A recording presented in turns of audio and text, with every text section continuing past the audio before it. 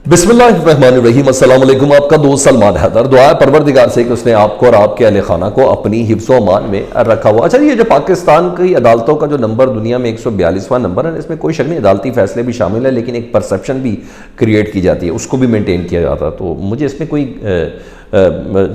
शक शुबा नहीं है कि इसमें इसको 142वें नंबर पर दुनिया के सामने शो करने में पाकिस्तान की सियासी जमातें, सियासी कायदीन का बड़ा हाथ है, उनकी प्रेस कॉन्फ्रेंसेस का बड़ा हाथ है, मीडिया पे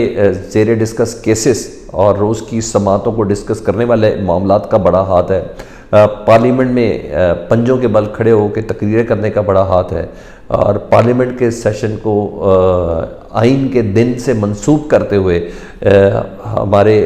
मुअज़्ज़ज़ जज साहिबान का उधर मौजूद होने का बड़ा हाथ है। बहुत सी चीज़ें इसके अंदर मौजूद हैं।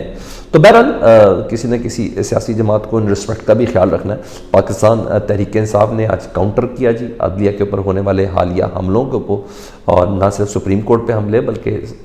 हाई कोर्ट्स के ऊपर भी जो हमले हैं उसको अच्छे से काउंटर किया। उन्होंने बताया कि जजेस अकेले नहीं हैं पाकिस्तान तहरीक इंसाफ ने,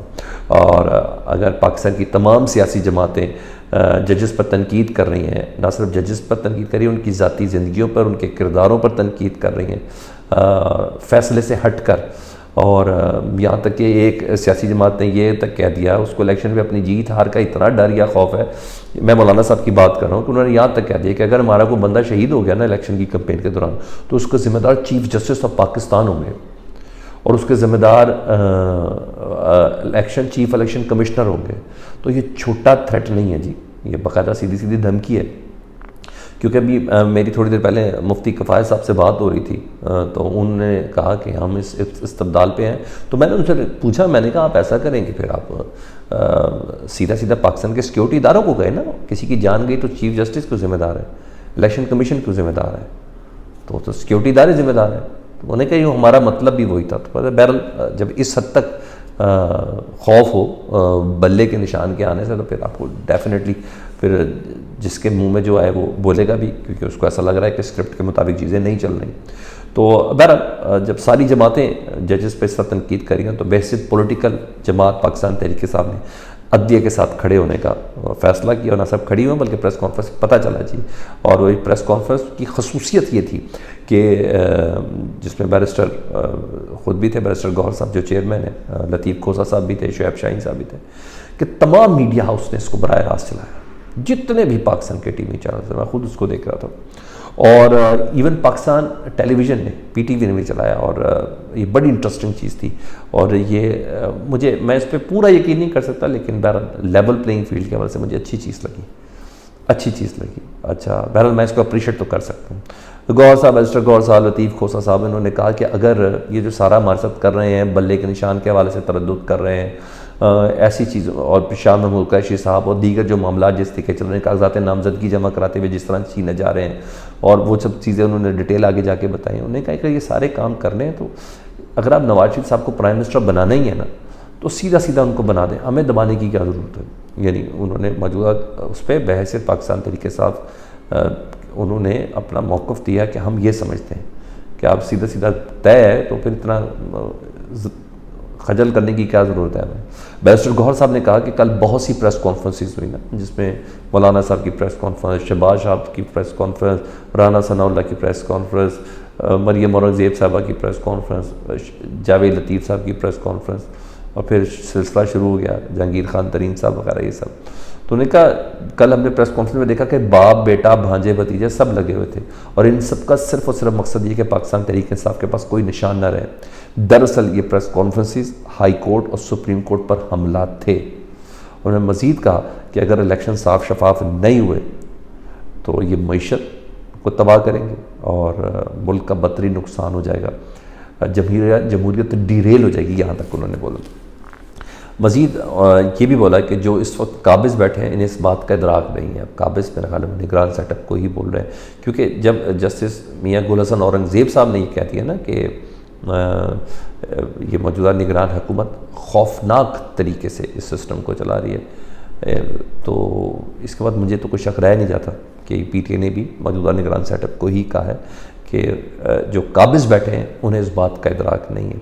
तो बहरहाल ऐसा लगता है, और यहाँ तक भी बोला ऐसा लगता है कि RO हाफिज़ قلعے بنے ہوئے ہیں، اور جیسے منگولوں نے حملہ کرنا ہے، تائید کنندہ تصدیق کنندہ کو ہم لے کے جا نہیں سکتے ہیں، صفائی کرنے والا بندے کا نام دے کے ہم لوگ نے یہاں تک کیا ہے، تصدیق کروائی ہے اور تائید کروائی ہے، تو یوں لے کے جانا پڑا ہے۔ آر او آفس کی آج سکروٹنی کا دن تھا، اس کے باوجود آر او آفس بند ہے، تو الیکشن کمیشن کو اس چیز کا نوٹس لینا چاہیے۔ تو یہاں بھی انہوں نے اس بات کہ پی ٹی آئی ہر ممکن طریقے سے نواز شریف کا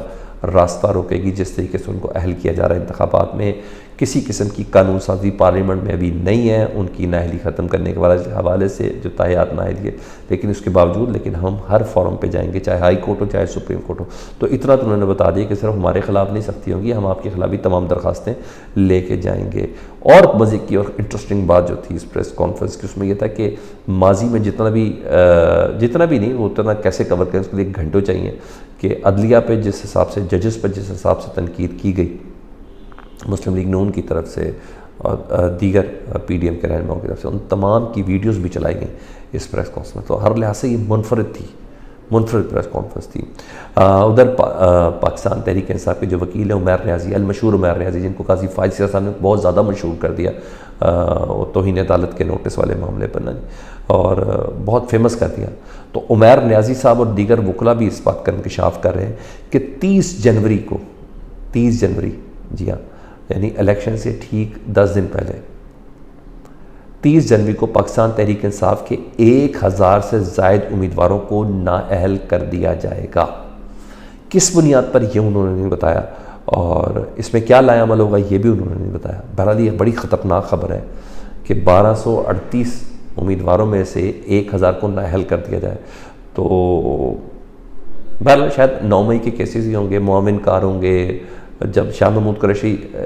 کراچی کے اسپتال میں بیٹھ کے جی ایچ کے اوپر حملہ کرا سکتے ہیں، جب عمران خان صاحب زمان پارک میں بیٹھ کے کوئٹہ میں قتل کرا سکتے ہیں، تو یہ سب کچھ ہو سکتا ہے۔ مجھے نہیں ایسا لگتا کہ نہ ہو، لیکن بہرحال یہ خبر بہت بڑی ہے اور بہت خطرناک خبر ہے۔ پھر میں نے بولا الیکشن ہوں گے، الیکشن کے قابل قبول ہونے پر بہت زیادہ سوالات ہوں گے اگر یہ ان طرائق کے ساتھ ہوا تو۔ دوسرا، الیکشن کمیشن نے حتمی فیصلہ کر لیا۔ پہلے کہا جا رہا تھا کہ بلے کے نشان کے خلاف جو ایک سٹے آرڈر دیا ہے، ایک عبوری فیصلہ دیا ہے پشاور ہائی کورٹ نے، تو الیکشن کمیشن اس کے لیے سپریم کورٹ جائے گی، مگر نہیں، یہ فیصلہ بدل لیا ہے کیونکہ ان کے کسی نے مشورہ دیا ہے، ایک اچھے قانون دان نے، کہ ابھی تو پشاور ہائی کورٹ نے فیصلہ ہی کوئی نہیں دیا، ابھی تو انہیں ایک عبوری حکم دیا ہے، ابھی تو فیصلہ تو ہوا نہیں ہے، اور فیصلہ کرنا ہے 9 جنوری کو ڈی بی بینچ نے، جب پشاور ہائی کورٹ کے چیف جسٹس چھٹیوں سے آئیں گے، اس کے بعد ڈی بی بینچ بنائیں گے، اس کے بعد ہوگا۔ تو اس حالات میں جب فیصلہ عبوری ہے، فائنل ہے بھی نہیں، تو آپ سپریم کورٹ جائیں گے تو سپریم کورٹ آپ کو سنے گی بھی نہیں،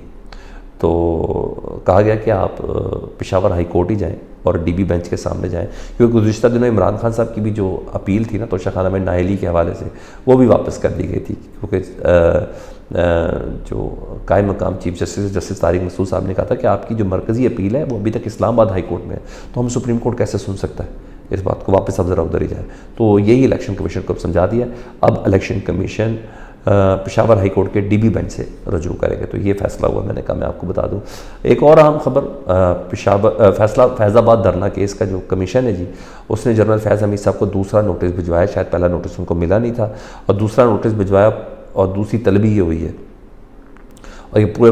پراپر چینل کے ساتھ دلوایا، کیونکہ ابھی وہ 2 سال کی قدغن ہے نا کہ وہ میڈیا سے بات نہیں کر سکتے، 2 سال تک جب تک جاب سے انہوں نے چھوڑی ہے، تو کسی پولیٹیکل ایکٹیویٹی میں یا کسی جگہ پہ نہیں پیش ہو سکتے، تو وزارت دفاع کے ذریعے یہ دوسرا نوٹس جنرل فیض حمید صاحب کو، سابق D G I S I کو بھجوایا گیا ہے، اور جنوری کے دوسرے ہفتے میں ان کو بلوایا گیا ہے۔ اب انہیں جواب دینا ہے، خود دینا ہے، وکیل کے ذریعے دینا ہے، کیونکہ وکیل کے ذریعے دیں گے کیونکہ ملٹری کی ایک جیک برانچ ہے، اور وہ جیک برانچ ہی فوجی معاملات کو دیکھتی ہے، ان تمام چیزوں کو، اس کی ڈائریکشن پہ چلیں گے کہ ایفیڈیوٹ کے ذریعے آنا ہے یا انہوں نے خود آنا ہے۔ لیٹس سی، دیکھیں کہ کیا ہوتا ہے۔ دوسرا نوٹس جنرل فیض حمید صاحب کو جاری ہو گیا ہے، وہ بھی طلبی کا۔ اپنا بہت زیادہ خیال رکھیں، فیڈ بیک سے متعلق آگاہ کریں، چینل دیکھ رہے ہیں تو چینل سبسکرائب کرتے ہیں۔ اللہم صلی علی محمد و آل محمد۔